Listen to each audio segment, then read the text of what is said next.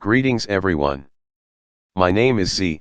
I just launched my alkaline/vegan recipe sharing channel on YouTube. My channel's recipe will be taken from Dr. Sebi's nutritional guide plus some extra spices I may use from time to time that is not on the nutritional guide.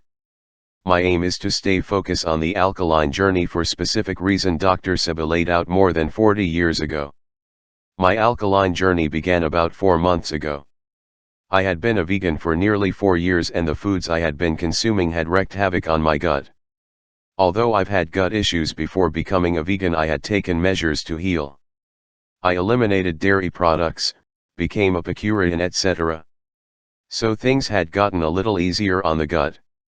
Eventually I decided to become a full-fledged vegan. It became a moral decision first and health secondly. I have never been a person who enjoyed preparing meals from scratch every day. So, most of the meals I would consume were processed vegan foods, salads, or rice dishes. I ate out most of the time at restaurants.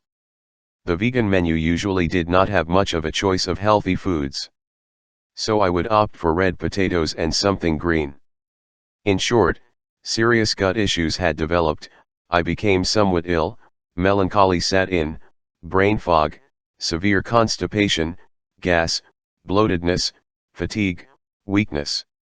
Thus the healing process began.